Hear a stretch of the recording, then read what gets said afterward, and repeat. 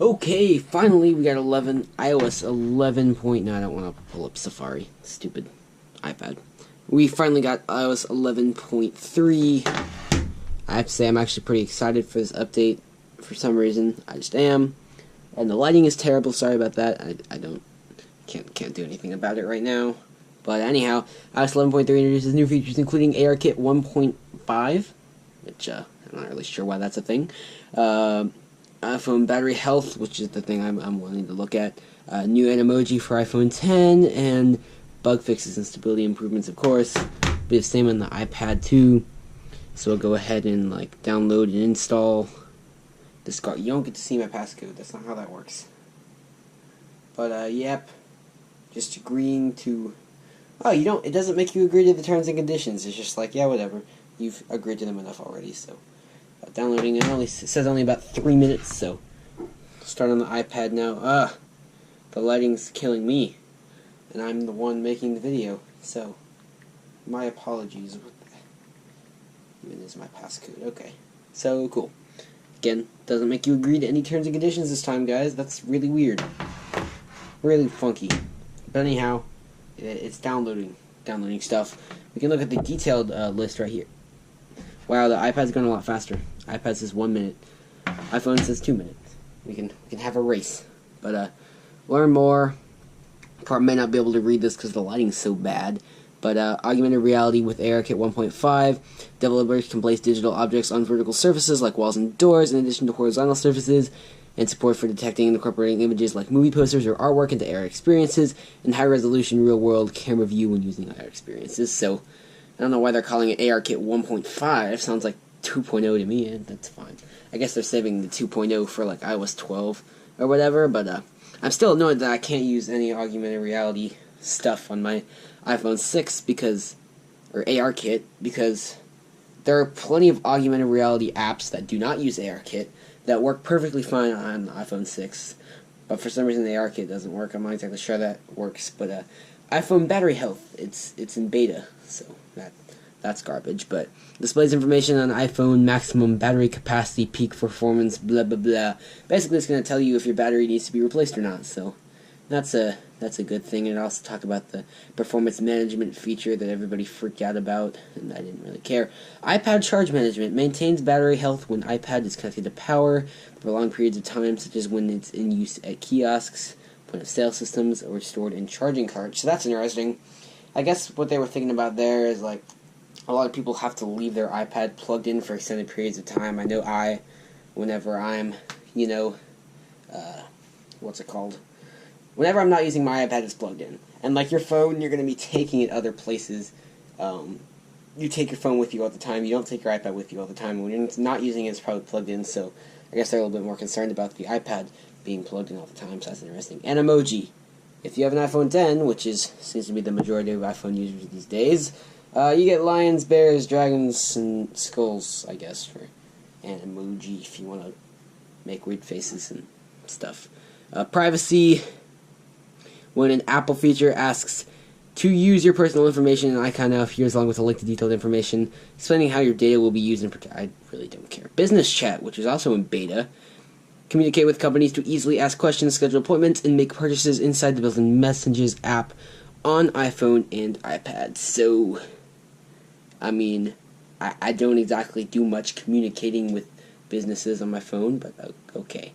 Health records, beta, US only. All the stuff's half the features in this update are beta and US only, but access health records and view lab results, immunizations, and more in a consolidated timeline on the health app. I can tell you right now, my doctor is not going to put my health data into my phone, but oh well. Apple Music features a new music video experience. I don't even use Apple Music, but hey, you can get music videos. I mean, I would, but I don't. I have too many subscriptions to deal with. The Nintendo Switch Online subscription. Now there's a Dollywood Season Pass because I started doing that, and I want to get the iCloud. Too much yearly, monthly subscription garbage. Anyways, moving on. News top stories are now viewable and now always appear first and for you. Oh, I thought they already did. That's interesting. App Store.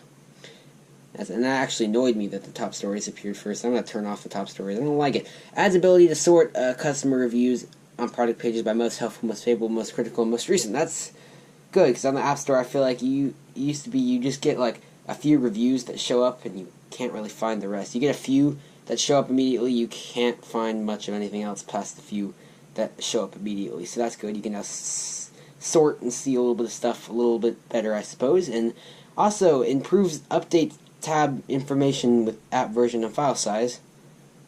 Okay, that's good. So they updated the. Sometimes you wouldn't be able to see the version and file size in the App Store update thingy, and my arm's starting to hurt from holding this, so I'm going to switch to my other arm. Safari.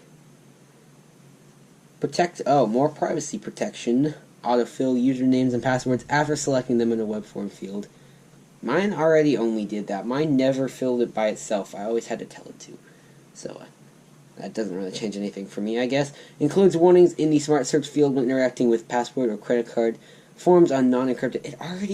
It already gives me a notification every time I go to a non-encrypted web page. So this stuff isn't new for me for some reason. I don't exactly know why. Autofill for usernames and passwords is now available in web views within apps. So that's interesting. I don't even know why web views within apps are still a thing. I wish you would just switch over to Safari.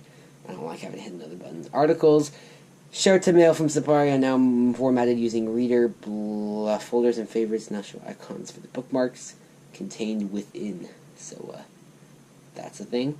Keyboard. Oh, lots of keyboard stuff. I'm not going to read all that because that is boring. Improved Chinese keyboard. I mean, I'm taking Chinese, so I can use that a little bit better, I guess.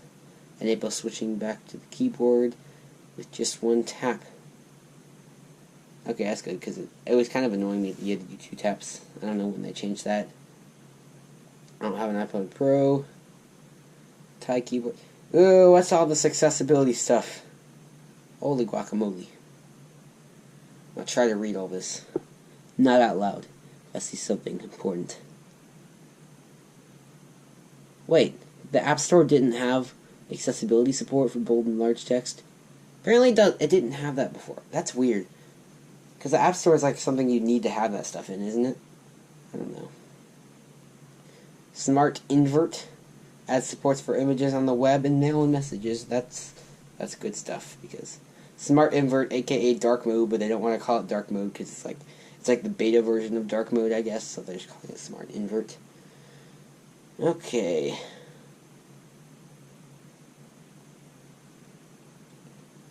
Let's see.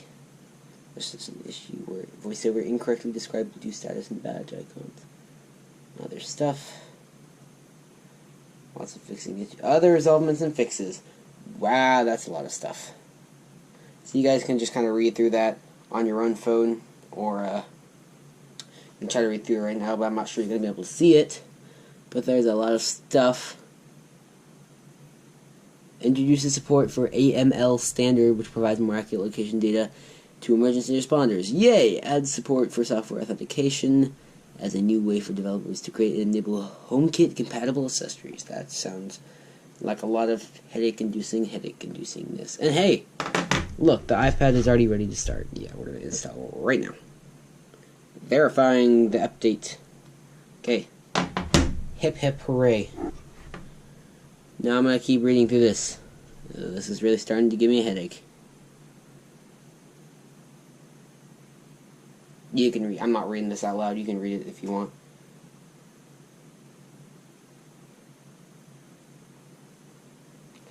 There's a lot of issues being fixed because iOS always has issues, and it's almost done preparing, but you can look through that list on your own. I wasn't necessarily affected by one specific glitch that was really, really annoying me, so I wasn't necessarily looking for that.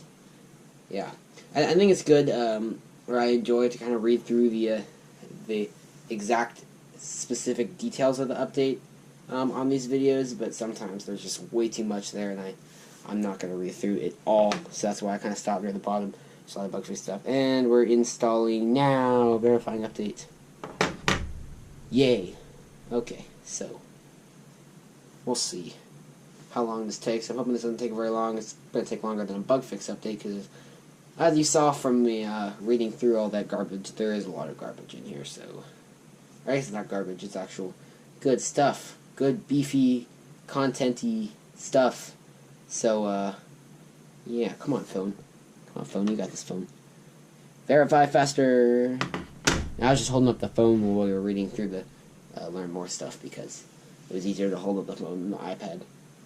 But, yeah, we'll see. We'll see what exactly happens after this. Oh wow, it's been a really long time since I've seen this message. Unable to install update, and error occurred installing iOS 11.3. It was like since, not even 11, maybe it was 10 or 9, but it was another major software update was when I was having this issue, because everyone was trying to get on the server and install it at the same time. I'm not sure if this is a server issue or my own issue. We'll go ahead and retry and see what exactly happens.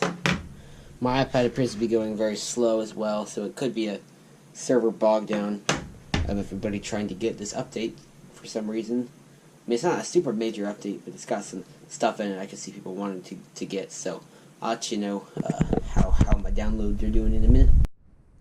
So it looks like my phone has either died or is finally starting to pull up the update. I think it's finally starting to pull up the update. It said the battery wasn't low. Yep. Update coming on finally. It took a really long time. I kind of wish I had started my stopwatch just to see exactly how long it took to verify. Very, very, very slow. And I just checked and confirmed that no one else is really using the internet in my house, so it's probably the server's pretty bogged down with people trying to download this update. So just kind of take that into mind, consideration when you're going to download this. It's going to take a long time. You can see the entire time we were waiting on my phone through all that, trying to verify, and then stopped verifying, and then verifying again for way too long, and the iPad only made it that far, so keep that in mind. This update is probably going to take absolutely forever, so I won't make you sit through it all downloading. I'll just let you know when it's done, or some kind of other thing happens. Oh hey, look, the iPad disappeared. Oh hey, it's done. That is good stuff. The iPad's done, guys. So it didn't even go to like the second bar. It just finished the first one, so I was expecting the second one was about to pop up, but no. We only got the first one this time, so that's good. Phone's still chugging along. We'll go ahead and finish the iPhone. Press home to finish setting up 11.3. You don't get to see my passcode once again. Sorry, you just don't. Update completed. Your iPad was updated successfully. There are just a few more steps to follow and you're done. That is good stuff. Data and privacy. This icon appears when Apple feature asks you to use your personal information. You don't see this with every feature, since Apple collects this information only when needed to enable features. That doesn't make much sense. So, yeah. Watch for that logo, guys, because that means they're going to use your data for stuff. This iPad's really hard to hold in front of the camera, so I kind of wish the phone had finished first. But welcome to iPad. That's it. It just gives you the little privacy notification, and that's it. So let's jump into settings here and see if we can find the new battery menu under battery. So we go to battery here, and let's see if we can find, and it's only showing the battery percentage. Looks like it's going to take a while to compile all the battery data for that new beta battery feature. There we go. So it gives you a suggestion to extend your battery life, reduce the brightness. Okay, I'm actually not going to do that because I want it to be visible in the camera. But yeah, I'm pretty sure that the battery feature for telling you if your battery needs to be replaced or not, pretty sure that's just for iPhone, so you won't be able to see that on the iPad. But they changed the color of the privacy thing here. It's now blue instead of whatever it was before. So that's a thing, because there's a little emphasis on the privacy here. Kind of wish I took a screenshot now of that update page just to make sure. Yep, 11.3 we were successfully updated. And I don't really remember what else was in this update. There's maybe some health stuff. Oh, the iPhone just decided to finish. It wasn't even halfway. It was just like, you know what, I'm done. So apparently it's done too. So yeah, but yeah, I don't really should have taken a screenshot of that so I could pull it up and see what else we need to look at here. So yeah, okay, so the iPhone's using the second bar. The iPad didn't. So, let's see if we can remember what else there was. I'm gonna try to figure this out real quick. Okay, so yeah, I'm pretty sure that all the rest of this update, as far as iPads go anyway, is pretty much entirely just, what's it called, performance improvements, that kind of thing, which I can't really show you because I wasn't really having problems before, or anything, so I don't want to just go down the list and show you everything performance improvement wise. So let's wait till the iPhone comes up, because that's where we're going to get the real beefy 11.3 stuff that we want to see. Okay, with the iPhone now done, we'll go ahead and pull it up. Press home to finish setting up iOS 11.3. So, yep, same screen from the iPad. Continue, data and privacy, blah blah blah. We saw that same thing on the iPad, just on the phone now. So load it up. Welcome to iPhone. Now I'm eager to check out the new battery thing in my settings app. It's not opening. Great. That's wonderful. What the heck is it doing? Okay, there we go. So let's go ahead and check out. Get down to battery. They put low power mode up by percentage now, so it's a little bit weird. Battery health beta. We're going into the beta, guys. So, phone batteries, like all other batteries, are consumable components that become less effective as they age. True.